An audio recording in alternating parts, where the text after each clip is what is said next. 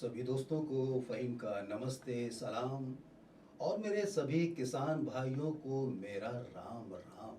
अरे भाई अब आप कहेंगे कि इतने किसान भाइयों को कहाँ से ले आया फ़हीम? तो मैं आपको बताना चाहता हूँ भाई, आज मैंने आपसे जो बातें की हैं अभी तक, पहला जो टॉपिक था वो था कि क्लाइमेट चेंज। उसके बाद जो आपसे मैंने बात की, वो बात की थी पानी के बारे में। और अब जो मैं आपसे बात करूँगा वो बात करूंगा खेती बाड़ी के बारे में। इसलिए भाई साहब मैंने कहा कि राम राम किसान भाइयों। तो बहुत सारे किसान भाई भी हमें सुन रहे हैं तो उनको मेरा राम राम। और आज खेती बाड़ी की बातें करने के लिए एक हमारी मेहमान आ चुकी हैं स्टूडियो में और उनका मैं बहुत बहुत स्वागत करना चाहता हूं। देखिए जब भी मेहमान आते हैं तो आपसे बहुत सारी बातें करना चाहते हैं, लेकिन आज जो खेती बाड़ी की बात करेंगी हमारी मेहमान, नाम है निधि डिडवानिया। और निधि जी आपका मैं बहुत बहुत स्वागत करता हूं। दोस्तों आपको बताना चाहता हूं कि निधि डिडवानिया प्रोफेसर हैं डिपार्टमेंट बायोटेक्नोलॉजी में और आज आपसे खेती बाड़ी से संबंधित बहुत सारी बातें करने वाली हैं। निधि जी आपका बहुत बहुत स्वागत है। धन्यवाद फहीम। जी। और सबसे पहले देखिए दोस्तों, जब भी कोई मेहमान आता है तो स्वागत हो जाता है, आवाज़ भी आपने सुन ली है। लेकिन आज हम निधि जी खेती बाड़ी की बातें करने वाले हैं आपसे। जी जी किसान भाइयों, मेरा बहुत बहुत नमस्कार आपको। राम राम। जी। मैंने देख भी मैंने भी राम राम कर दिया। थोड़ा सा माइक के पास आ जाइए प्लीज़। जी जी जी। तो भाई देखिए किसान भाइयों या मेरे सभी दोस्त, देखिए हकीकत ये है हमारे देश भारत की, अगर आप मैक्सिमम लोगों का इतिहास उठा करके देखेंगे ना तो उनके पूर्वज आपको किसान ही मिलेंगे। और आप जानते हैं हमारा देश भारत मैक्सिमम गांव में बसता है और खेती बाड़ी कहाँ होती है? गांव में होती बिल्कुल है सही कहा फहीम है ना? आपने। तो निधि जी आज आपसे मैं बहुत सारे सवाल करने वाला हूँ बिल्कुल। और पानी वानी पीना है तो पी लीजिए। जी जी बिल्कुल पीलिए पानी, मैं बिल्कुल रेडी हूँ। हाँ। और अभी मैं बात कर रहा था डॉक्टर मुखर्जी से, जी तो बहुत अच्छी तरीके से उन्होंने पानी के बारे में लोगों को बताया। और मुझे पूरा विश्वास है कि आज आप खेती बाड़ी के बारे में और जो पर्यावरण आज का टॉपिक है उसके बारे में भी आप उसको किस तरह से लोगों को बताएंगी, मुझे मालूम है। और दोस्तों देखिए, जब सवालों की बात आती है तो सवाल तो बहुत जहन में आ जाते हैं, तो शुरुआत तो कहीं ना कहीं से करनी पड़ेगी निधि जी, जी है बिल्कुल। ना? तो इस सवाल से मैं शुरुआत करता हूँ कि पर्यावरण और कृषि, इसका आपस में क्या रिश्ता है? जी बिल्कुल फहीम। देखिए हम जानते हैं कि भारत एक कृषि प्रधान देश है हम्म। और हमारी 50% से भी ज़्यादा आबादी जो है वो हम्म। खेती पर ही डिपेंडेंट है। हम्म। उसी के थ्रू जो है अपना लाइफस्टाइल वो रिवॉल्व करती है। जी। तो और हमारा जो जीडीपी है वो करीब करीब 22% जो है वो कृषि से ही आता है। हम्म। तो हम सब जानते हैं किसान और खेती हमारे लिए कितने मायने रखती है। हम्म। लेकिन जब हम रिलेशन की बात करते हैं तो ये एक बहुत ही कॉम्प्लेक्स रिलेशन है, बहुत ही जटिल है जी। और दोनों तरफ से है, टू वे है। ठीक है कि जिस तरह की हम्म। आप खेती के पद्धति यूज करेंगे या जैसी टेक्नोलॉजीज आप यूज करेंगे उसका सीधा असर जो है पर्यावरण पर होता है। जी। और वैसे ही पर्यावरण में जो चेंजेस हो रहे हैं, जो क्लाइमेट चेंज की हम बात करते हैं, जी। उसका सीधा असर जो है वो आपकी खेती पर और हम्म। सीधे सीधे आपके भोजन पर पड़ता है। जी। तो एक रिलेशन जो है, अच्छी खेती अच्छा पर्यावरण जी। और अच्छा पर्यावरण अच्छी खेती। हम्म। तो जब हम अच्छे और बुरे की बात करते हैं जी। तो सीधा सीधा हम क्या बोलना चाह रहे हैं कि नेचुरल फार्मिंग या प्राकृतिक खेती या जैविक खेती, और एक तीसरी होती है रासायनिक खेती। रासायनिक खेती। तो रासायनिक खेती को तो एनवायरनमेंट से हम जब भी जोड़ेंगे तो हम नेगेटिव की तरफ ही जाएंगे, बुरी बातों की तरफ ही जाएंगे। पॉल्यूशन हुआ या आपके बहुत सारे अदर जो पेस्टिसाइड रेसिड्यूज हुए, जी। जो चीजें आप यूज करते हो कृषि में, उन सब चीजों से ही आपका पर्यावरण बनेगा। जी, बिल्कुल सही कहा आपने। देखिए भाई दोस्तों क्या है, अगर हम अपने मुल्क की बात करें भारत की, तो हमारा देश कृषि प्रधान देश है। हमारे देश में कृषि केवल खेती करना नहीं है। बहुत सारे लोग होते हैं, अरे खेती तो करता है हमारा देश। नहीं मेरे दोस्त, ऐसा नहीं है। हमारे देश में कृषि केवल खेती करना नहीं है, बल्कि जीवन जीने की एक कला है। कृषि पर देश आश्रित होता है और लोगों की भूख तो कृषि के माध्यम से ही मिट सकती है मेरे दोस्त। ये हमारे देश की अर्थव्यवस्था की एक तरह से रीढ़ की हड्डी के समान है। जी हाँ, ये हकीकत है और कृषि से ही मानव सभ्यता का आरंभ हुआ है। और इसी तरह की बातें जो कि हमारी खेती बाड़ी से ताल्लुक़ रखती हैं, मैं अपनी मेहमान निधि से करता रहूँगा। अब मैं लेकर के चलता हूँ अगले सवाल की ओर। निधि जी देखिए, कृषि में ये जो पर्यावरण है, इसका जो योगदान होता है वो कैसे होता है? जी बिल्कुल, मैं बताती हूँ आपको कि अच्छा आप एक बात बताइए, जब भी हम मार्केट जाते हैं तो जाते हम हैं। क्या देखते हैं? सब्जियां या फल जो हम देखते हैं, जो सबसे सुंदर दिखते हैं, हरी हरी सब्जी शाइनिंग मिल दिखते जाए। हैं, हरे हरे दिखते हैं, हम सबसे पहले वही चुनते हैं। ठीक है। ठीक है, लेकिन क्या हम सही कर रहे हैं वो? जी। उसके पीछे की कहानी क्या है? जो शाइनिंग, जो इतना ग्लॉसी जो उसमें दिखता है, जो परत चढ़ी होती है, वो सब क्या है? दैट इज ऑल रासायनिक कीटनाशक, जो सब किसानों ने उसमें खेती में यूज किए हैं। हम किसानों को इस बारे में दोष नहीं दे रहे हैं, क्योंकि उनको ऑल्टरनेटिव्स कौन देगा? हम देंगे। तो जो किसान जो यूज कर रहा है रासायनिक पदार्थ, वो कीटनाशक बेरोक टोक और अधिक मात्रा में यूज ना हो, उसके लिए जरूरी है कि हम उन्हें जागरूक करें, किस तरह से किस डोज में उसको यूज करना है पेस्टिसाइड्स को, उसकी जानकारी उन तक पहुंचाएं और साथ ही साथ उनको उसके ऑल्टरनेटिव्स दें। तो ऑल्टरनेटिव्स जो है वो क्या हो सकते हैं? आपके जैव कीटनाशक, ठीक है, जिससे आपकी खेती और आपके फल सब्जियां सब जो है स्वस्थ रहे और आपको जहर ना खाना पड़े। क्योंकि धीरे धीरे जो पेस्टिसाइड रेसिड्यूज हैं वो एक जहर का काम करते हैं, एक धीमा जहर जिसको आप बोलते हैं। तो जैविक खेती जो है वो सबसे इम्पोर्टेंट है और वही आपके पर्यावरण को बचा सकती है। तो नेचुरल फार्मिंग और प्राकृतिक फार्मिंग जिसे आप कह रहे हो, या जैविक खेती जो कह रहे हो, वो एक ऑल्टरनेटिव उभर के आया है रासायनिक खेती। तो हमारी परंपरागत खेती में उन्नत खेती को मिला करके आप बहुत सारे तरीके हैं जो मैं एक एक करके आपको बताती रहूंगी अब आगे। वो किसान अगर अपनाते हैं तो वो उस खेती का इम्पैक्ट एनवायरनमेंट पे आने से उसको भी इम्प्रूव कर सकते हैं। और जो हमारा सस्टेनेबल डेवलपमेंट गोल है, जीरो हंगर सस्टेनेबल गोल 2 नंबर जो है, वो सीधा सीधा जो है हमारा इस पे असर डालता है या इसका असर उस पे होता है। तो वैसे भी देखा जाए तो पर्यावरण, खेती, पानी, सारे ही रिसोर्सेज जो है वो एक दूसरे से जुड़े हुए हैं। हमारा जो पूरा होलिस्टिक एनवायरनमेंट है वो एक दूसरे पे आश्रित है, डिपेंडेंट है। तो जब एक चीज आप ठीक करने लगोगे तो दूसरी चीज, तीसरी चीज, एक कड़ी बनती जाएगी, एक श्रृंखला बनती जाएगी और वो सब ठीक होकर एनवायरनमेंट पे असर डालेगी। तो अब हम जो इम्पोर्टेंट बात जो कहना चाह रहे हैं, जो एक एक चीजें हम चेंज करना चाह रहे हैं, उसमें एक पहली चीज जो मैं आपको बोलूंगी क्या? वो है कि क्रॉप डाइवर्सिफिकेशन, फसल विविधीकरण। ये हमारे श्रोताओं को जरा विस्तार से समझाएं। जी जी बिल्कुल। फसल विविधीकरण जो है, देखिए फसल तो सबको पता है और फसल जो किसान उगाता है वो वही उगाएगा जो हम खाएंगे जी। ठीक है, लेकिन चावल और गेहूं, यही 2 फसलें सबसे ज्यादा हम खाते हैं जी। या सब्जियां ज्यादा से ज्यादा। लेकिन जो हमारी मिट्टी है, जो धरती माँ है, उसके न्यूट्रिएंट्स की भी एक लिमिट होती है ना? तो एक लिमिट जो है उसको अगर आप क्रॉस कर जाते हैं तो फिर जो आप फल या सब्जी या खेती जो भी कर रहे हैं उसमें आपके कोई पोषक तत्व मौजूद नहीं होंगे। तो आप क्या कर सकते हैं कि चावल और गेहूं के साथ साथ किसी ऐसी फसल को उसमें जोड़े, उस श्रृंखला में जोड़े, जिससे उसकी नाइट्रोजन क्षमता जो है धरती की या सॉइल की, जिसे आप कहोगे मिट्टी की, वो बढ़ सके। तो आप एक सही तरीके से टेक्नोलॉजी से अगर फसलों की क्रम श्रृंखला बनाते हैं तो वो, और एक ही समय पर कई फसलें लगाने से आप कई सारे फायदे ले सकते हैं। अच्छा। एक फायदा तो ये है कि आपको, किसान को कभी भी जो है मॉनेटरी लॉस या पैसे का लॉस नहीं होगा कि भी एक फसल खराब हुई तो कम से कम 2 फसलें आपके पास हैं, दूसरी हुई तो तीसरी है। तीसरा, धरती पर आप बोझ नहीं बनेंगे क्योंकि धरती के पास जितने न्यूट्रिएंट्स हैं वो डिवाइड करके तीनों फसलों को उनकी अलग अलग रिक्वायरमेंट के अकॉर्डिंग वो दे सकेगी। और सीधा सीधा असर हमारे भोजन पर होगा क्योंकि हमारे जो खाने की चीजें हैं या फल और सब्जियां हैं उन सब में वो पोषक तत्व मौजूद होंगे।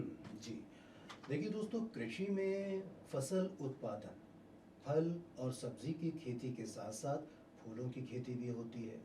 और वो क्या है, पशुधन उत्पादन भी, मत्स्य पालन, कृषि वानिकी और वानिकी शामिल है। ये सभी उत्पादक गतिविधियां हैं और संपूर्ण मानव जाति का जो अस्तित्व है ना, वो कृषि पर ही आश्रित है, जैसा कि अभी हमारी मेहमान निधि ने भी बताया था।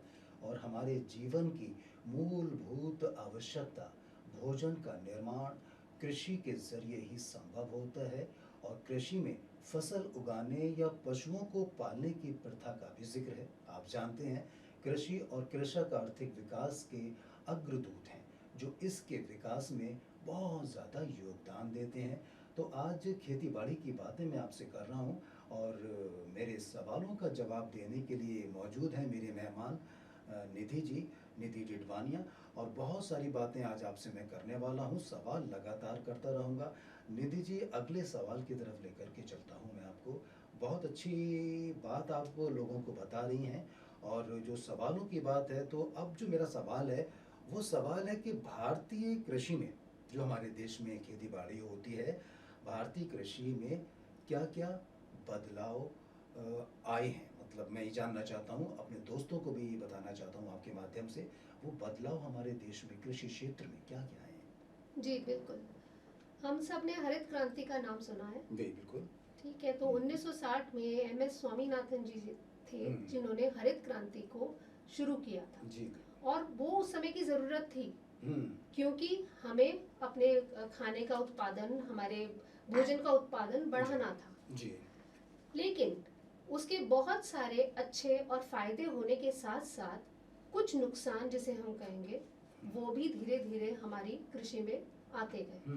क्योंकि हमने उस समय उत्पादन बढ़ाने के लिए जो बहुत सारी टेक्निक्स यूज की या जो पद्धतियां यूज की, जिसमें रसायन सबसे इम्पोर्टेंट था, रसायन को बहुत इम्पोर्टेंस दी गई थी, तो वो धीरे धीरे करते करते जो है आज ये सिचुएशन आ गई है कि हम उन सब चीज़ों के कारण हमारी जो सॉइल की उर्वरक क्षमता है उसको खो बैठे हैं। तो आज जो ज़रूरत है वो, जैसे अभी हमारे प्राइम मिनिस्टर जी ने 75th इंडिपेंडेंस डे 2022 में यही बोला था कि ऑर्गेनिक फार्मिंग जो है वो हमारी ड्यूटी है। ये कोई आपको प्रेशर के लिए नहीं बोल रहा है, दिस इज योर रिस्पॉन्सिबिलिटी, आपका कर्तव्य है कि आप फिर से अपनी धरती माँ को पवित्र करें। तो इसलिए ज़रूरी है कि आप फिर से नेचुरल फार्मिंग और पीछे की तरफ जाएं, जहाँ पर रसायन की कोई भी जगह नहीं थी हमारे पुराने टाइम में। तो हम कहेंगे कि एक उतार चढ़ाव है कि पहले हम कभी रसायन यूज नहीं करते थे। एक टाइम था जब हमने हरित क्रांति में बहुत रासायनिक पदार्थ यूज किए, लेकिन अब जो है फिर से वही जो तरीका अपनाना पड़ेगा हमारे सब कुछ ठीक करने के लिए, पर्यावरण को बचाने के लिए, संरक्षण के लिए, कि हम फिर से पीछे की तरफ जाएं और रासायनिक खेती जो है उसका बहिष्कार करें, एक तरह से उसका बहिष्कार करें। जी। चलिए भाई, ठीक है, आपकी बात आप बिल्कुल सही कह रही हैं और ये हमारे जितने भी दोस्त हैं सुन भी रहे हैं। बहुत सारे किसान भाई भी हमारे सुन रहे होंगे, बहुत सारे ऐसे लोग भी सुन रहे होंगे कि रह तो यहाँ शहर में रहे हैं लेकिन आज भी उनके गांव में खेती बाड़ी होती है। तो इन सारी बातों को अपने बुज़ुर्गों को या जो भी वहाँ पर काम करते हैं उनको बता सकते हैं, क्योंकि निधि जी आज बड़ी टेक्निकल बातें बता रही हैं जो कि खेती से ताल्लुक़ रखती हैं। देखिए दोस्तों, कृषि की जब बात आती है तो ये जो हमारी धरती माँ, जैसा अभी निधि जी कह रही थी, भूमि पर फसल का उत्पादन करना ही कृषि कहलाता है। और कृषि एक वैज्ञानिक पद्धति है जिसमें फसल का उत्पादन करने के लिए भूमि की जुताई की जाती है। इसमें पेड़ पौधों और यहाँ तक कि पशु पालन को भी शामिल किया जाता है। और इसके महत्व की अगर हम बात करें तो कृषि का हम सभी के जीवन में एक महत्वपूर्ण स्थान है। इसी से हमें अनाज मिलता है, सब्जियां मिलती हैं, हम इंसानों के खाने के साथ साथ जानवरों को भी चारा मिलता है। कृषि इस प्रकृति के जरिए हमें दिया गया एक वरदान है, एक खूबसूरत तोहफा है। हम अपने भोजन के लिए पूरी तरह से कृषि पर ही निर्भर रहते हैं और कृषि हमें खाने की आवश्यकता की पूर्ति के अलावा हमारे शरीर को ढकने के लिए कपड़े की ज़रूरत होती है ना भाई, तो वो कहाँ से मिलता है, तो उसकी ज़रूरत को भी पूरा करते हैं। जैसे आप कपास भी उगाया जाता है और उसके अलावा झूठ भी इसी से यानी खेती बाड़ी से हासिल होता है। और एक और बात बताऊं दोस्तों, ये हमारे देश की जो अर्थव्यवस्था है ना, अर्थव्यवस्था में भी एक महत्वपूर्ण स्थान रखती है खेती बाड़ी। और देश की जीडीपी की बात करें ना, तो देश की जीडीपी का एक बड़ा हिस्सा आज की डेट में भी कृषि पर निर्भर है मेरे दोस्त। तो इसलिए खेती बाड़ी का हमारे लिए कितना महत्व है, या हमारे मुल्क देश के लिए कितना ज़रूरी है। जैसा मैंने जीडीपी की बात की थी, हमारे मेहमान ने भी आपको बहुत सारी बातें बताई थी। लेकिन अब मैं अगला सवाल आपसे करना चाहता हूँ, और अगला सवाल है कि प्राकृतिक खेती क्या है। बहुत सारे लोगों को नहीं मालूम ये प्राकृतिक खेती किसे कहते हैं। इसके बारे में ज़रूर हमारे दोस्तों को बताएं निधि। जी, जो अभी तक मैंने बात की है कि कृषि जो है वो 3 प्रकार की होती है। ठीक है, एक तो आपकी रासायनिक खेती हुई, एक आपकी प्राकृतिक खेती हुई और एक आपकी जैविक खेती हुई।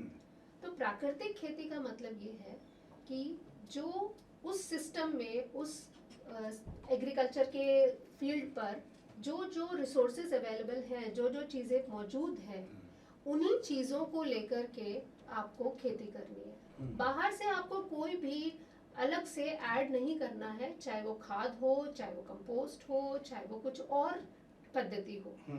जो उस सॉइल में मौजूद है उसी से आप फार्मिंग करें, तभी उसे नेचुरल फार्मिंग बोला जाता है। और दूसरा होता है जैविक खेती, जिसमें आप कुछ खाद बाहर से, जैसे केचुआ खाद होती है या हरी खाद होती है या कंपोस्ट होता है, वो बाहर से आप डालेंगे, लेकिन उसमें सारी बायोडिग्रेडेबल चीजें, यानी जो धरती में वापस मिल जाती है, किसी भी तरह का वो रेसिड्यू नहीं छोड़ती है, वो चीजें आप यूज करते हैं। रासायनिक तो मैंने पहले ही आपको बताया कि बहुत सारे आप जो एग्रोकेमिकल्स हैं वो यूज करते हैं, उससे उत्पादन जरूर बढ़ता है, लेकिन कहीं ना कहीं आप अपनी सॉइल में धीरे धीरे जो है वो सब चीजों को खो देते हैं, जिनका सबसे ज्यादा इम्पोर्टेंस है खेती के अंदर। तो ये तीनों ही खेतियां जो है उत्पादन आपका बढ़ाएंगी, लेकिन जहां पर इनपुट की बात आ रही है, जहां पर आप कॉस्ट की बात करते हैं, पैसे की बात करते हैं, तो सबसे महंगी खेती आपकी रासायनिक खेती होती है जी। इसलिए जरूरी है कि एक बार आपको जरूर हो सकता है, थोड़ा सा आपको लगेगा कि बड़ी हरी फसल हुई है, बहुत उत्पादन लग रहा है आपको, लेकिन धीरे धीरे आपको समझ आएगा कि रासायनिक खेती को छोड़कर आपका जो जैविक खेती और नेचुरल फार्मिंग, प्राकृतिक खेती है, वो बेटर है। ठीक है, तो रासायनिक खेती धीरे धीरे छोड़िए, मैं ये नहीं कह रही कि एक बार में आप छोड़ दीजिए, एकदम छोड़ने की जरूरत नहीं। हाँ, वो तो हमने देखा ही था श्रीलंका का हाल अभी थोड़े टाइम पहले क्या हुआ था। तो इस तरह का डिसीजन नहीं लेना है। वैसे भी किसी भी खेत को एक रासायनिक खेत से आपका जैविक खेत बनाने में करीब 3 साल लगता है। तो आप धीरे धीरे ट्रांजिशन कीजिए, लेकिन जरूर कीजिए, क्योंकि वैसे बहुत सारे जो किसान हैं, हम मिलते रहते हैं उन लोगों से, वो सब भी यही चाहते हैं। सिर्फ डिफरेंस क्या है, सिर्फ जो प्रॉब्लम है वो क्या है कि लोग उनको सपोर्ट करें। क्योंकि थोड़ा आप अगर, जैसे बहुत सारी जैविक सब्जियां उगाई जाती हैं, हम जैसे लोग जो है वो ढूंढते हैं कि हमें जैविक जो सब्जियां हैं मिल सके, और खरीदने को भी तैयार है, लेकिन उन तक नहीं पहुंच पाते हैं हम लोग जो सच में उगा रहे हैं सब्जियां। तो एक कनेक्शन, या जिसे सप्लाई चेन बोलते हैं, उसके लिए आगे आने की जरूरत है, और जिसमें मुझे लगता है बहुत सारे स्टार्टअप्स जो अब बन रहे हैं वो काफी मदद करने वाले हैं जी। तो दोस्तों, आप सुन रहे हैं longest non stop live radio show on sustainability, Asia and India book of record. अब देखिए, एक प्रयास है, और इस प्रयास में आप सबका साथ होगा, तभी इसका परिणाम भी अच्छा होगा। और सबसे अच्छी बात है जो कि हमारी खुशकिस्मती है कि निधि जैसे मेहमान हमारे साथ हैं और लोगों को इतनी अच्छी जानकारियाँ दे रहे हैं। इसके लिए मैं निधि जी आपका बहुत बहुत शुक्रिया अदा करता हूँ। देखिए दोस्तों, कोई भी काम होता है ना, तो उस काम के साथ साथ कुछ समस्याएं भी जुड़ी होती हैं, चाहे बात खेती की हो या ज़िंदगी के किसी भी पहलू की बात हो। तो धूप और छांव हर काम में होती है, लेकिन बात चल रही है कृषि के बारे में। तो कृषि की अगर हम बात करें तो वहाँ पर भी कुछ समस्याएं पैदा होती हैं। अब आप कहेंगे कैसी समस्याएं? अरे भाई देखिए, सबसे बड़ी और सबसे मोटी समस्या तो मैं कहूँगा वो है ज्ञान। ज्ञान की कमी जब होती है ना, तो समस्याएं पैदा होने लगती हैं।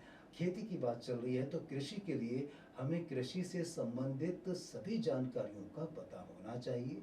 अगर हमें इनकी पूरी तरह से जानकारी नहीं है होता नहीं दीजिए, बहुत सारे लोगों को जानकारी नहीं होती है, लेकिन जानकारी को हासिल तो किया जा सकता है ना। बिल्कुल किया जा किया सकता है। है। हाँ। तो भाई देखिए, संपूर्ण खेती खराब हो सकती है आपकी एक कमी की वजह से, आपकी अज्ञानता के कारण। खेती करने से पहले उसके बारे में आवश्यक जो जानकारियां हैं वो इकट्ठी करें और फिर आप काम करना शुरू कर दीजिए। आपका काम अच्छा होगा और काम अच्छा होगा तो फसल अच्छी होगी, फसल अच्छी होगी तो जाहिर सी बात है उसके आपको रेट भी अच्छे मिलेंगे। रेट अच्छे मिलेंगे तभी तो मैं कह रहा था कि ये जीडीपी में भी बहुत बड़ा योगदान करती है हमारे भारत की खेती। तो इसलिए मेरे दोस्तों, इस चीज़ का भी थोड़ा सा ख्याल रखना है। चलिए, मैं बातें कम करूँगा, मेहमान से ज़्यादा सुनना चाहता हूँ और एक सवाल करूँगा छोटा सा। और वो सवाल ये है कि क्या जैविक खेती मांग की आपूर्ति के लिए पर्याप्त है? हाँ, जैविक खेती। जी फ़हीम बताती हूँ, लेकिन आपने जब कहा ना अभी जो बातें कही उससे मुझे एक किस्सा याद आ गया जी बिल्कुल, मैं सुनना कि चाहूँगा। जब आपने कहा कि ज्ञान की कमी, ज्ञान की कमी। तो हम जो है कुछ किसानों से मिले थे कहाँ और पे? यहीं पे फरीदाबाद में ओके। पलवल एरिया में हम्म। हम लोग मानव रचना जो है वो अटल भूजल योजना में काम कर रहा है। तो पलवल, रेवाड़ी और फरीदाबाद तीनों ही जगह पर हम सभी किसानों के कांटेक्ट में रहते हैं, उनकी प्रॉब्लम्स, उनके सॉल्यूशंस हम सब वो देखते हैं। जी। ठीक है। तो वो जो किसान है वो किसान पढ़े लिखे नहीं था, लेकिन चलो अपने काम में वो वैसे परफेक्ट हैं। वो उगाते थे गन्ना, ठीक है, और वो यूज करते थे कोई केमिकल पेस्टिसाइड। जी जी। तो हमें उन्होंने बताया कि जो शुगर केन में केमिकल पेस्टिसाइड वो यूज करते हैं, वही केमिकल पेस्टिसाइड वो टमाटर में भी यूज करते हैं। अब शुगर केन है आपकी 6 महीने की फसल, 5-6 महीने लगते हैं उसको, लेकिन टमाटर आपका है 3 महीने में तैयार हो जाता है। ठीक है। ठीक है। तो आप जो पेस्टिसाइड शुगर केन में यूज कर रहे हैं उसको खत्म होने के लिए, उसके रेसिड्यूज को खत्म होने के लिए करीब 5-6 महीने लगते हैं। जी। और वही पेस्टिसाइड अगर आप टमाटर में यूज कर रहे हैं और 3 महीने बाद आप फिर हार्वेस्ट कर रहे हैं, वो आप हमारे हम सब्जी मंडी में ले जा रहे हैं, तो वो तो पेस्टिसाइड वही की वही रहा, वो तो हमारे खाने में आया सीधा जी। तो ये जानकारी उनको नहीं है। तो ये जानकारी के लिए मैं दोषी उनको मानूंगी जो वो पेस्टिसाइड्स बेचते हैं। उनको वो पेस्टिसाइड्स बेचते टाइम उन्हें समझाना चाहिए या बताना चाहिए कि वो किस फसल में यूज हो सकती है, किस में नहीं यूज हो सकती है, क्या डोज में यूज हो सकती है। अब एक और बात है कि जैसे कॉकटेल जो हम बनाते हैं जैसे, तो किसान भी बहुत सारे पेस्टिसाइड को मिला के कॉकटेल बनाते हैं जी। तो वो कॉकटेल में साइड इफेक्ट्स क्या है या किसका कंपैटिबिलिटी, किसका एक दूसरे के साथ में एडजस्टमेंट नहीं हो सकता है, वो चीजें उन्हें नहीं पता है। तो ज्ञान की कमी सबसे बड़ी समस्या है कृषि में। बाकी चीजें हम दूर कर पा रहे हैं, लेकिन ज्ञान हम जो है की कमी की जो समस्या है ना, वो हम अभी दूर नहीं कर पा रहे। और इसी जो बात का सीधा सीधा असर आपके सवाल के साथ भी जुड़ा हुआ है जी। जो आपने कहा कि जैविक खेती मांग की आपूर्ति करने के लिए पर्याप्त है या नहीं जी। तो इसका जवाब है हाँ, पर्याप्त है, लेकिन मैंने क्या कहा आपको कि धीरे धीरे वो उस लेवल तक आप पहुंच सकते हो, उस तक पहुंच सकते हो, क्योंकि एकदम छोड़ने से तो आपका मांग की आपूर्ति नहीं होगी। और मांग की आपूर्ति के लिए आपको और भी बहुत सारी चीजें साथ में जोड़नी पड़ेगी।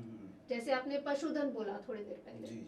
तो पशुधन का भी बहुत बड़ा रोल है। बिल्कुल है। तो पशुधन आपके हर किसान के पास पशुधन होता ही होता है। और वो जो भी है कोई जीरो वेस्ट पॉलिसी होती है उनकी। वैसे अगर आप जैविक खेती कर रहे हो तो आपका जीरो वेस्ट है जी। तो सारी चीजें वहीं की वहीं खेत पर यूज होती है।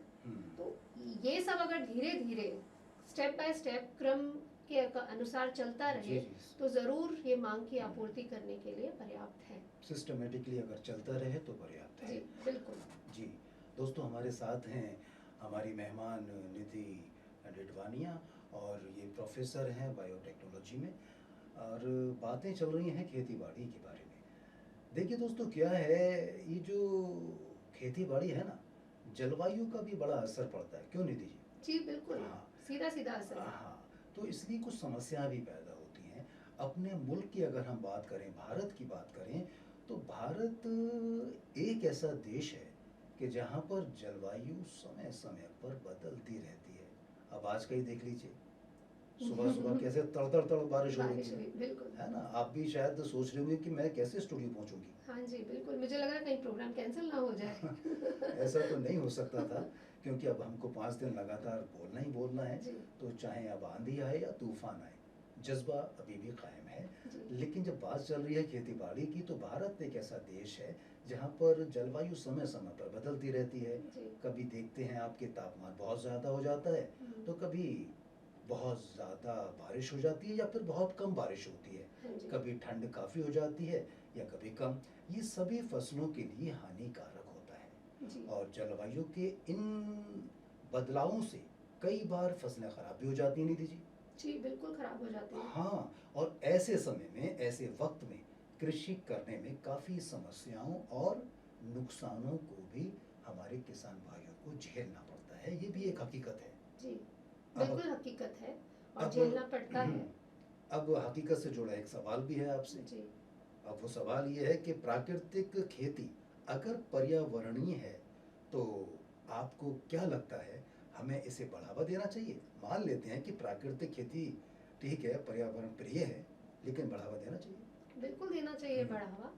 जो जलवायु की समस्या के बारे में आप बोल रहे हैं, वहाँ पर भी आपकी ये प्राकृतिक खेती ही काम आएगी। जी क्योंकि जैसे अभी रेगिस्तान, हम जो राजस्थान की बात करते हैं, जी जी। आप देख लीजिए वहाँ रेगिस्तान हुआ करता था, हम्म, लेकिन आज वहाँ पर केसर की खेती भी हो रही है। क्या बात है। ठीक है, तो जो आप हानिकारक बोल रहे हैं ना, वो जी कभी कभी जलवायु जो है वो आप जी मतलब फायदेमंद भी, लाभकारी भी होती है। जी। तो दोनों ही बातें हैं, हानिकारक भी है और लाभकारी भी है, लेकिन उसको लाभ में बदलने के लिए आपको प्राकृतिक खेती की जरूरत पड़ेगी। जी, तो जलवायु के साथ साथ जो जो भी प्रॉब्लम्स हैं, जो भी आपकी समस्याएं हैं, उसमें जागरूकता को साथ जोड़ना भी जरूरी है। जी। तो केसर वहाँ उग सकती है, ये कौन बताएगा?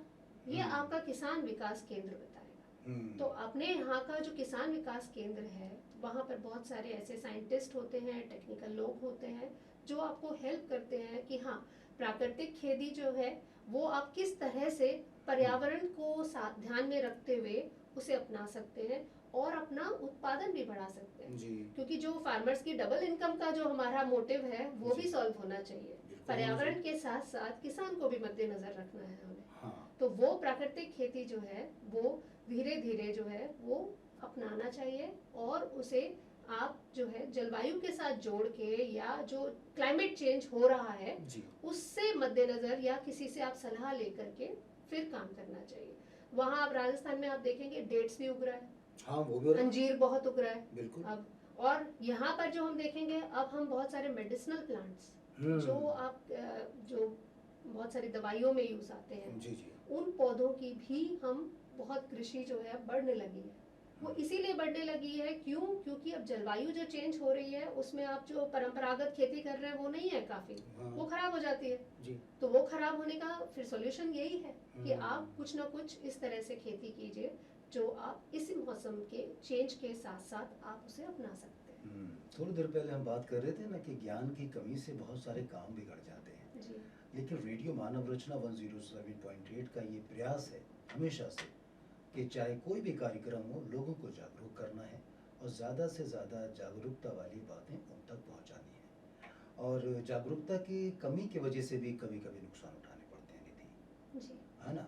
लेकिन बात तो खेती बाड़ी की चल रही है, तो दोस्तों आज विकास के साथ कृषि के ऐसे तरीके आ गए हैं जिनसे हम आसानी से खेती कर सकते हैं और अधिक फसलें भी उगा सकते हैं। जी, लेकिन इसके लिए जागरूकता का होना बहुत ज़रूरी है निधि जी। जी, बिल्कुल।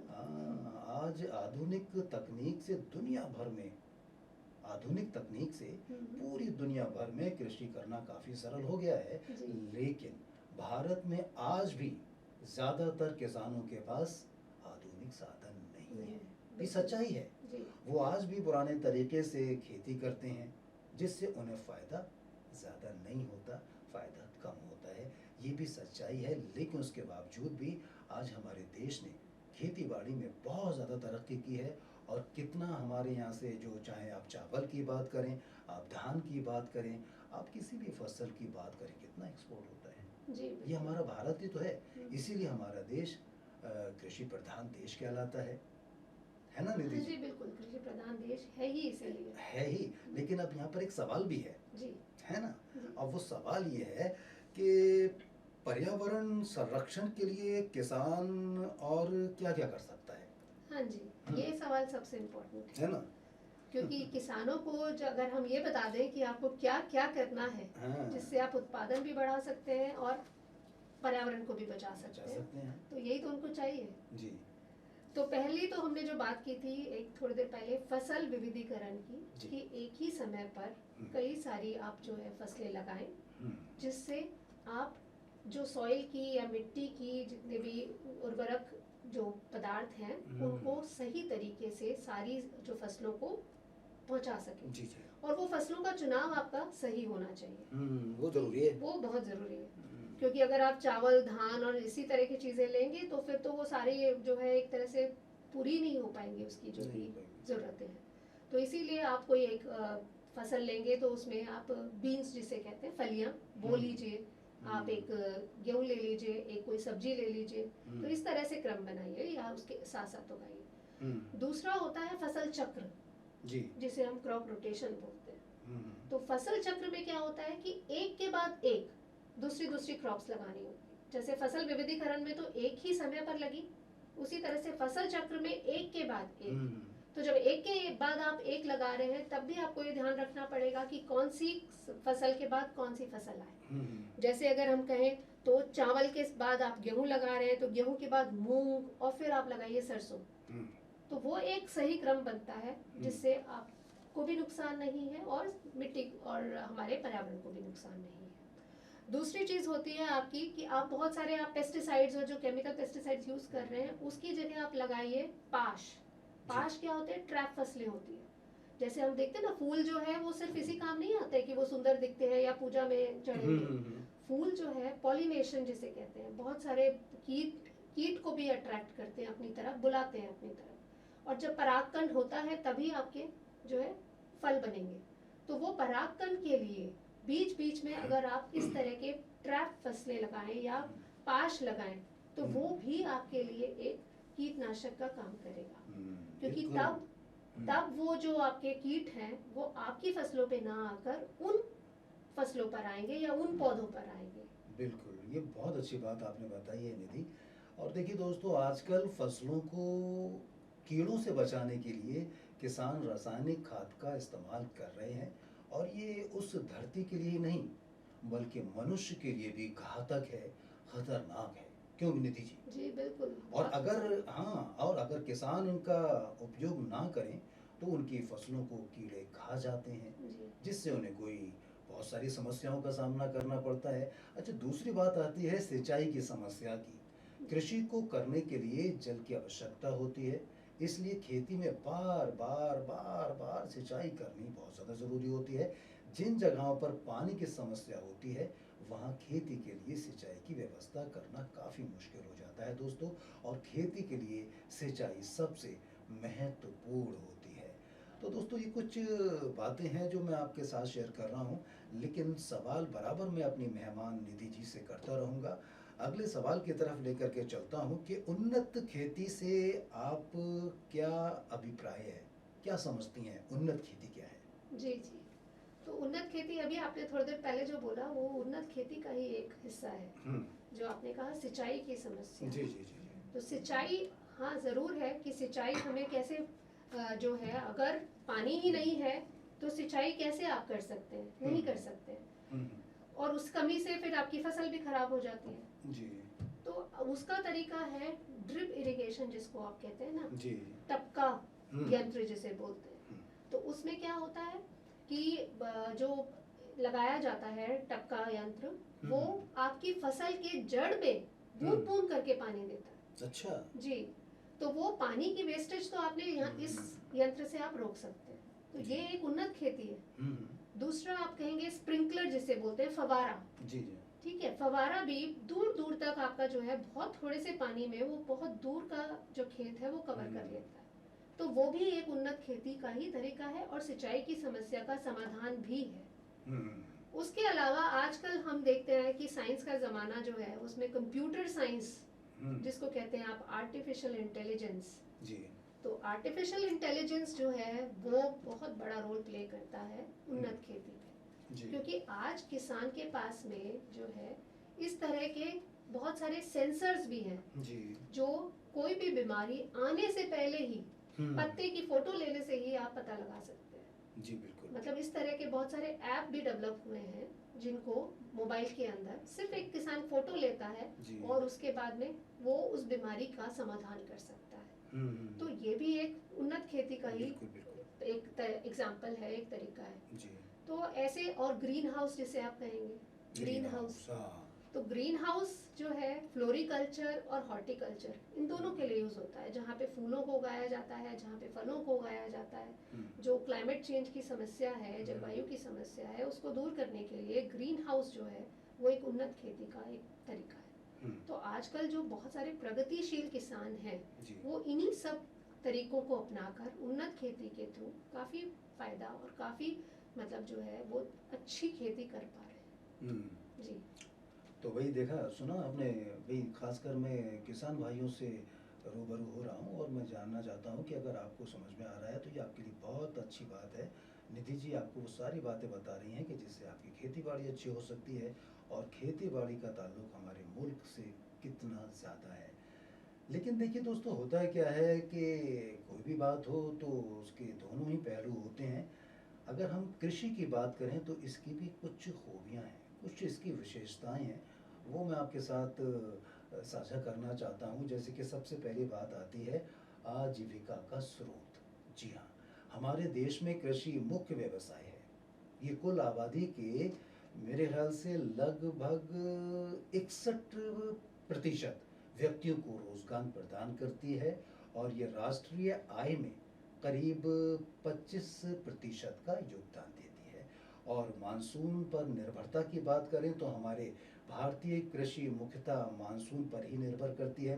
अगर मानसून अच्छा आया तो कृषि अच्छी होती है, अन्यथा नहीं होती है, जैसा हम पीछे भी बात कर रहे थे। तो इस तरह की बहुत सारी बातें हैं जो खेती बाड़ी से संबंध रखती हैं, और हर एक सवाल का बहुत ही विस्तार से, और जो तकनीक होती है ना खेती बाड़ी की, उस तकनीक को ध्यान में रखते हुए निधि जी आपको एक एक बात बता रही हैं, इसके लिए शुक्रिया। लेकिन सवालों का सिलसिला अभी ख़त्म नहीं हुआ है निधि जी। हाँ, सवाल तो मैं करता रहूँगा आपसे।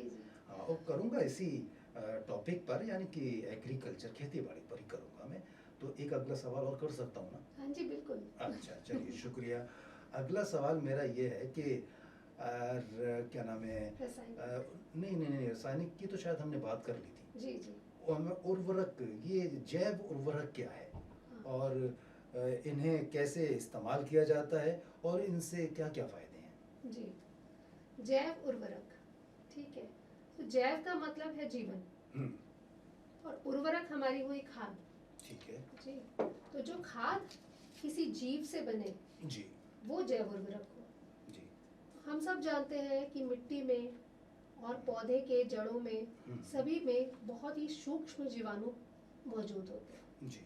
और वो जो सूक्ष्म जीवाणु जो होते हैं वो कुछ नुकसानदेह होते हैं, कुछ फायदेमंद होते हैं जी। जैसे हम भी कहते हैं हमारे भी जो बायोटा, माइक्रोबायोटा होता है उसमें हमारे खुद के शरीर के अंदर कुछ पॉजिटिव बैक्टीरिया होते हैं, कुछ नेगेटिव बैक्टीरिया होते हैं। वैसे ही खेत में या मिट्टी में भी आपके दोनों तरह के सूक्ष्म जीवाणु होते हैं। लेकिन दिक्कत यहाँ आती है जब आपके अच्छे जीवाणु जो हैं वो बहुत कम होते हैं। तो अब क्या तरीका है कि उन कुछ जीवाणु को निकालकर उन्हें बढ़ाया जाए और फिर से उसी मिट्टी में या खेत में डाल दिया जाए। तो वो जीव जो बहुत ज़रूरी है उस खेत के लिए, उसे बाहर निकाल के आपने उसकी पैदावार बढ़ाकर उसे फिर से डाल दिया, वो आपका हो गया जैव उर्वरक। अब जैव उर्वरक जो है वो कई तरीके के होते हैं। तो जैसे हम फंजाई बोलते हैं जी, मशरूम हम खाते हैं वो भी एक फंजाई है, लेकिन और भी बहुत सारे तरीकों की फंजाई होती है। जो फंजाई है वो उस फंगस के को भी बढ़ाया जा सकता है, ऐसे ही बैक्टीरिया होता है वो बैक्टीरिया भी बढ़ सकता है। तो ये अलग अलग तरह के उर्वरक बनते हैं। कुछ होते हैं फॉस्फेट सोल्यूबलाइजिंग बैक्टीरिया, जो वहाँ पर जितना भी फॉस्फोरस प्रेजेंट होता है उसे बढ़ाते हैं। तो ये तो हमें पता ही है कि जब शुरू में पौधा बढ़ता है तो उसे नाइट्रोजन की जरूरत होती है। अच्छा अच्छा। फिर धीरे धीरे जब उसे और बड़ा होना होता है तब उसे फास्फोरस चाहिए होता है। अच्छा। और जब वो फल देता है या फूल देता है तब उसे पोटेशियम की जरूरत होती है। ओके। तो ये तीनों ही जो मिनरल्स हैं ये बहुत जरूरी है उस पौधे के लिए। तो ये सब जो इम्पोर्टेंट जो आपके मिनरल्स हैं वो जैव उर्वरक जो है वो प्राकृतिक तरीके से धीरे धीरे पौधे तक पहुंचाता है। जी जी।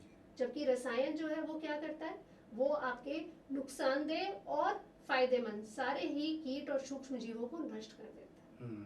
तो ये दोनों का कंपैरिजन भी मैंने आपको बताया। और जैव उर्वरक जो है वो क्या है और कैसे यूज किया जा सकता है। हाँ, ये एक सवाल और था आपका कि कैसे यूज किया जा जी सकता जी। है। तो वो यूज करने का तरीका बहुत ही आसान है। कैसे? जो बहुत सारे साइंटिस्ट हैं या हमने भी एक तैयार किया है जैव उर्वरक। जी। उस जैव उर्वरक को ज्यादातर या तो पाउडर फॉर्म में वो होता है जी। उसको पानी में घोलकर और सिंचाई कर दिया जाता है। ठीक है। स्प्रे कर दिया जाता है। जैसे आप नॉर्मल तरीके से पानी छिड़कते हैं उसी में आपका जो है वो जैव उर्वरक चला जाता है। या फिर जैसे अभी हमने टपका वाले से यंत्र की बात की, उसमें डाल करके आप जड़ तक पहुंचा दीजिए। या आप ऐसा भी कर सकते हैं कि पौधा लगाने से पहले, फसल लगाने से पहले आप मिट्टी में उसको अच्छे से मिला दें खाद के साथ और फिर आप फसल लगाएं। तो कई तरीके हो सकते हैं उसे इस्तेमाल करने के। लेकिन यहाँ पर भी आपकी, जैसे हम कहते हैं ना, एलोपैथी और आयुर्वेदिक, ये दो आपके ट्रीटमेंट्स हैं आपके खुद के शरीर के लिए। ऐसे ही पौधे के ट्रीटमेंट के लिए भी ये दो तरीके हैं। तो लेकिन दोनों को ही ध्यान में रखते हुए आपको डोसेज का ध्यान जरूर रखना है। क्या बात है, उदाहरण तो बड़ा अच्छा दिया आपने निधि जी। जी। होम्योपैथ और आयुर्वेद, जी। है ना। भाई देखिए, होता क्या है, जो भी हमारे यहाँ पर वक्ता आते हैं तो वो बड़े गुणी लोग होते हैं। उन्हें अपने क्षेत्र में पूरी महारत हासिल होती है और इसीलिए आज खेती बाड़ी की बात करने के लिए, एग्रीकल्चर के बारे में बताने के लिए मौजूद हैं हमारे साथ हमारी मेहमान निधि जी। और निधि जी आपको खेती से जितनी भी बातें संबंध रखती हैं वो बता रही हैं। और साथ ही साथ देखिए दोस्तों, मैं पीछे आपसे बात कर रहा था कि इसमें रोज़गार भी छुपा होता है, लेकिन हकीकत ये भी है निधि कि इसमें बेरोज़गारी भी छुपी होती है। जी। अब लोग कहेंगे कि बेरोज़गारी कैसे छुपी होती है, इसको भी सुन लीजिए आप। जी। देखिए, पर्याप्त सिंचाई साधनों के अभाव में और अपर्याप्त वर्षा के कारण किसान साल के कुछ महीने ही अपनी कृषि जो काम होते हैं उनको कर पाता है, जिस कारण बाकी समय तो खाली ही रहता है। जी। इसे कहते हैं छुपी बेरोजगारी। जो समय वो खाली था, वो कुछ नहीं कर रहा था, जी। तो उसी को कहते हैं कि छुपी बेरोजगारी है। लेकिन इसके अलावा दोस्तों बातें तो बहुत सारी हैं जो हो सकती हैं, समय बहुत ज़्यादा नहीं है, इसलिए मैं ज़्यादा ना बोलते हुए अपने मेहमान को मौका देना चाहता हूँ, क्योंकि वो एक्सपर्ट हैं और खेती बाड़ी के बारे में जो बातें बताएंगी। मैं गलती कर सकता हूँ क्योंकि मैं तो बस ऐसे ही बोल रहा हूँ, लेकिन हमारी मेहमान निधि जो है वो बहुत अच्छी तरीके से इस पे रिसर्च किया हुआ है और वो जानकार हैं। जैसा खुद बता रही थी कि किसानों से मुलाकात करती हैं, उनकी समस्याओं को सुन के उनका समाधान करती हैं। तो ये बहुत नेक और बहुत ही अच्छा काम आप कर रही हैं, इसके लिए भी आपको मैं बहुत बहुत मुबारकबाद देता हूँ। लेकिन निधि जी, सवालों का सिलसिला अभी ख़त्म नहीं हुआ है। आप क्या सोच रही थी कि अब तो तारीफ कर रहा है, अब तो शायद सवाल नहीं करेगा है? नहीं नहीं, ऐसा नहीं है। ऐसा नहीं है। चलिए, तो अगला सवाल भी बहुत ज़रूरी है, इसलिए मैं करना चाहता हूँ। और वो सवाल हमारे मुल्क देश की सरकार से संबंध रखता है। जी। सरकार जैविक खेती बढ़ाने के लिए क्या कर रही है, कौन से प्रयास कर रही है? जी जी, बहुत सारी योजनाएं हैं और छिपी बेरोजगारी जो आपने बात की उसको भी दूर करने के लिए भी सरकार के पास में योजनाएं हैं। क्या बात है। तो पहली तो जैसे हम कहेंगे वो है प्रधानमंत्री कृषि विकास योजना। कृषि विकास योजना, जी जी। उसके अलावा नेशनल हॉर्टिकल्चर मिशन है आपका, नेशनल फूड सिक्योरिटी मिशन है, one district one crop mission है। बहुत सारे ऐसे मिशन है, बहुत सारी सब्सिडीज है, बहुत सारी परियोजनाएं ऐसी हैं जिसमें किसान को ड्रिप इरिगेशन का सिस्टम लगाने से लेके, उसमें खाद डालने से लेके, पौधे की सीड्स देने से लेके, हर चीज के लिए किसान की जो है जी। सरकार मदद करती है। जी। और जो यंत्र, जो ट्रैक्टर्स में जो सामान चाहिए होता है, जो भी यंत्र चाहिए होते हैं, उन सब के लिए भी सरकार मदद करती है। जी। तो सरकार के पास में परियोजनाएं तो सभी तरीके की हैं। और छिपी बेरोजगारी के लिए वो ग्रीन हाउस के लिए भी आपको फैसिलिटी देती है। जी। तो जिस तरह से जब सीजन नहीं हो, वो उससे भी आप ग्रीन हाउस में उगा सकते हैं। तो इस तरह से बेरोजगारी भी नहीं रहेगी, क्योंकि वो सीजन जो है जिसमें क्रॉप लग सकती है, उसके बाद वो आपका ग्रीन हाउस में उगा सकते हैं। उसके साथ साथ आजकल सरकार जो है वो किसानों को मदद करती है मछली पालन में। जी। तो मछली पालन जो है, क्योंकि हमने पलवल में जब घूमा तो देखा कि बहुत जगह पर ना जल भराव बहुत है, वाटर लॉक्ड एरियाज है। जी। तो जहाँ वाटर लॉक्ड एरियाज होते हैं वहाँ खेती करना थोड़ा मुश्किल हो जाता है। सही कह रहे हैं। तो ऐसे में सरकार उन्हें हेल्प करती है कि आप मछली पालन करें, क्योंकि मछली पालन से जो वो पानी है वो बहुत ही जो है, आप कहोगे ना, उसमें उर्वरक क्षमता बढ़ाने का बहुत ज्यादा प्रावधान होता है। अच्छा। तो उस पानी को फिर वो फसलों में यूज करते हैं। जी। तो हर तरह से जो है सरकार उन्हें मदद करने को तैयार है और जैविक खेती को अपनाने को तैयार है। और उसी का नतीजा है कि हम कहेंगे कि 2014-13 में जो है आपका जो कितना 10-11 लाख हेक्टेयर जो है वो ऑर्गेनिक प्रोडक्ट्स होते थे, फसल होती थी। और आज हम कहेंगे डबल से भी ज्यादा 30 लाख हेक्टेयर के आसपास जो है वो उस एरिया में ऑर्गेनिक हो रहा है। क्या बात है। लेकिन निधि, मैं इसी बात के साथ एक और सवाल आपसे करना चाहता हूँ। आपने जो परियोजनाओं की बात की, हमारे देश में मतलब बहुत सारी ऐसी परियोजनाएं या बहुत सारी ऐसी योजनाएं चलती हैं कि जिसके बारे में जो देश के लोग हैं अधिकतर उन्हीं को नहीं पता होता कि ये परियोजना क्या है। मतलब वो उसके प्रति जागरूक नहीं होते हैं। सवाल यही है कि इन सब परियोजनाओं के बारे में किसान कितने जागरूक हैं, क्या वो इन सबका जो है स्वागत करते हैं या इनको स्वीकार करते हैं?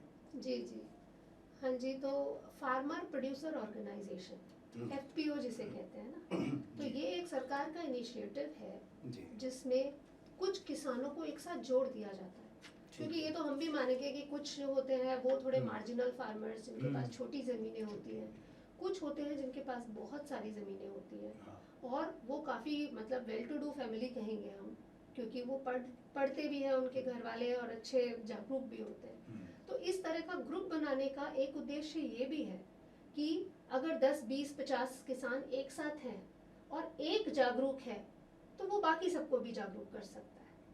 तो यही फार्मर प्रोड्यूसर ऑर्गेनाइजेशन का उद्देश्य है कि जो काम करे उसका फायदा उस पूरी ऑर्गेनाइजेशन को मिले। तो आजकल हम यही करते हैं, या यही सरकार यही करवाती है कि आप एक फसल उगाने वाले सब एक साथ जुड़ जाइए। जैसे मेडिसिनल प्लांट्स में जो ब्राह्मी की खेती कर रहे हैं वो सारे किसान मिल के एक एफपीओ बना लेते हैं। अच्छा। तो उनके लिए जो भी परियोजनाएं सरकार ने चलाई हैं वो सारी जानकारी जो है वो उन सब तक पहुंचती है एक साथ। एक को है तो सभी को पहुंचे।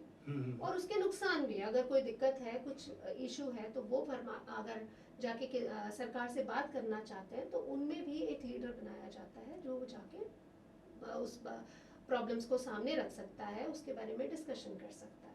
तो उन लोगों को पूरा साथ देने के लिए, और इसीलिए वो स्वीकार करने लगे हैं अब। जो लोग नहीं जुड़ना चाहते या पहले झिझकते हैं वो बाद में सफलता देखकर एफपीओ की वो भी धीरे धीरे जुड़ने लगे हैं। लेकिन हाँ, थोड़ा टाइम ज़रूर लगेगा, क्योंकि हमारे देश में कितना जो आप कहेंगे एरिया जो है एग्रीकल्चर में है जी, तो इतना एरिया को कवर करने में थोड़ा टाइम ज़रूर लगेगा, लेकिन कोशिश जारी है। अच्छी बात है, कोशिश करने वालों की कभी हार नहीं होती। ये वो कविता की मुझे लाइन याद आ गई। तो कोशिश तो देखिए दोस्तों सबको अपने अपने जीवन में करते रहना होगा, चाहे फ़हीम हो, चाहे निधि हो, या चाहे आप हो जो मुझे सुन रहे हैं। सबकी ज़िंदगी में जब तक प्रयास रहेंगे तो आपका सफ़र खूबसूरत होता रहेगा, और जो भी मंजिल आप हासिल करना चाहते हैं वो आपको ज़रूर मिलेगी, सिर्फ आपकी सच्ची कोशिशों से। सिर्फ कोशिशों से नहीं, सच्ची कोशिश होगी तो आपको मंजिल ज़रूर मिलेगी, ये मेरा यकीन है। हमारे साथ हैं निधि जी, और निधि जी मानव रचना यूनिवर्सिटी से जुड़ी हुई हैं, तो एक सवाल तो यूनिवर्सिटी से जुड़ा हो सकता है ना निधि? जी बिल्कुल हो सकता है। हाँ, तो फिर सुनिए, लेकिन मैं अपने जो टॉपिक है उससे नहीं भटकूंगा बिल्कुल। जी जी, बात खेती बाड़ी की ही करूँगा, और सवाल यह है कि मानव रचना का कृषि को सस्टेनेबल बनाने में क्या योगदान है? ये सवाल आपने बहुत अच्छा पूछा है। हाँ। क्योंकि मैं मानव रचनाओं में हूँ, मैं कृषि से जुड़ी हूँ, और आज से नहीं मैं कहूँगी कि मैं 13 साल से मानव रचनाओं में हूँ जी। तो उतने ही सालों से कृषि के साथ भी जुड़ी। क्या बात है, क्या बात है। तो मानव रचना में रहते हुए हम लोगों ने एक, जैसे हम जिसको हम बुरा मानते हैं हम उसी के लिए काम करते हैं, देखिए उसी को बदलने के लिए काम करते हैं। तो बचपन से हमने जो रासायनिक खेती है उसी को मन में लेकर के जो है सोचा था कि इसके लिए कुछ ना कुछ जरूर सोसाइटी को देंगे। तो वो हमने एक डेवलप किया है, एक ऑल्टरनेटिव जो कहेंगे आप, मैनकोज़ैब एक केमिकल पेस्टिसाइड है जो बैन होना चाहिए लेकिन अभी नहीं है बैन। उसका ऑल्टरनेटिव है जो हमने बनाया है, बायो फॉर्मुलेशन। ओके, ठीक है, उसको हमने नाम दिया है बायो एलिक्सियर। अच्छा जी, बायो एलिक्सियर फॉर लाइफ। अच्छा, राइट। तो अब वो एक जैविक उर्वरक ही है जिसे अगर आप यूज करते हैं खेतों में टमाटर के लिए, अच्छा, और खास तौर से एक फफूंद होती है जिसे आप कहते हो ऑल्टरनेरिया जी, वो काला, जैसे कई बार आपने देखा होगा घर में जब टमाटर आता है या बारिश के दिनों में उस पे काला काला कुछ आ जाता है जी। तो वो फफूंद जो है वो अगर खेत में आ जाती है तो बहुत ज़्यादा नुकसान करती है। तो वो हमने बहुत सर्वे किया, बहुत जगह घूमा, और फिर इस प्रॉब्लम को हमने फार्मर से ही लिया और उसके बाद उसका सॉल्यूशन हमने यहाँ पर लैब में डेवलप किया। और वो लैब में हमने बहुत साल रिसर्च करके जो प्रोडक्ट बनाया उसके लिए हमने IOCL से जुड़ करके उन किसानों के बहुत सारे फील्ड्स में हमने ट्रायल्स लगाए। यहाँ तक कि हम कश्मीर, जिसे कहेंगे आप एग्रीकल्चर यूनिवर्सिटी के वहाँ, उसके बाद आपका यूनिवर्सिटी ऑफ हॉर्टिकल्चर है बैंगलोर में, तो और उसके साथ में है आपका BCKV विधान चंद्र कृषि विश्वविद्यालय वहाँ पर, और आपका Indian agriculture research institute new Delhi Pusa. तो हमने चारों यूनिवर्सिटीज़ के साथ मिलके कि कोई भी कमी ना रह जाए, इसके लिए हमने चारों जोन्स को चुना, नॉर्थ वेस्ट ईस्ट साउथ, और फिर हमने उस प्रोडक्ट की सारी सक्सेसफुल स्टोरीज जब हमें मिल गई तब हमने अब सोचा है कि उसे कमर्शलाइज करें और उसे कमर्शलाइज करके किसानों तक पहुंचाएं। तो किसानों तक जब वो पहुंचेगा तब हम कह पाएंगे कि हाँ अब आप रासायनिक खेती छोड़िए और आप इसे अपनाइए, कम से कम टमाटर के लिए तो। और टमाटर में एक बीमारी के लिए हमने शुरू किया था, लेकिन जब तक हमने ट्रायल्स खत्म किए तो पता चला जी कि बहुत सारी बीमारियों को वो दूर कर सकते हैं। अच्छा जी, तो ये हमारा जो प्रोडक्ट है या जैव उर्वरक है, ये मानव रचना ने किसानों को एक तरह से सोसाइटी के लिए बनाया है। एक सवाल और जी, SDG2 यानी जीरो हंगर का क्या महत्व है, ये और बता दीजिए। जी जी, जीरो हंगर जैसा हम कह रहे हैं कि कोई भी भूखा ना रहे, राइट। तो कोई भी भूखा कब नहीं रहेगा, जब आपका, और भूख जो है ना, देखिए सिर्फ पेट भरना इज नॉट कि जीरो हंगर हो गया जी। जब तक कुपोषण रहेगा तब तक जीरो हंगर आप टारगेट नहीं अचीव कर सकते जी। तो कुपोषण भी आपको ध्यान में रखना है। तो यानी पोषण देने के लिए खाने में आपके पोषक तत्व होने चाहिए, और वो पोषक तत्व जुड़े हैं आपके अगेन आपकी कृषि पद्धतियों से। तो कृषि पद्धतियां आप जब उन्नत करेंगे तभी आपका जो जीरो हंगर का टारगेट है वो पूरा होगा, और उसमें हम सब मिलकर किसान को योगदान कर सकते हैं। तो हम सब मिलकर के किसानों को योगदान कर सकते हैं। अभी देखिए समय बहुत ज़्यादा नहीं है, इसलिए अब सवाल करना मेरे ख्याल से वाजिब नहीं होगा, क्योंकि 1 घंटे का समय है और सवाल बहुत सारे हो चुके हैं। अच्छा, एक छोटी सी बात मैं और आपसे जानना चाहता हूँ। ये जो हमने कार्यक्रम रखा है ना, ये नॉन स्टॉप चलने वाला है ना, और पता है कितने दिन चलने वाला है? जी बताइए। ये 5 दिन चलने वाला है। और देखिए अभी, हाँ, और 1 घंटे हमने आपसे बात की, हमने कहीं कोई पॉज लिया, हम कहीं रुके, खेती बाड़ी के टॉपिक पे ही हमने बात की। आपसे पहले 2 गेस्ट और आए थे, उनके टॉपिक अलग अलग थे, हमने टॉपिक को नहीं छोड़ा और उनसे लगातार बातें की हैं।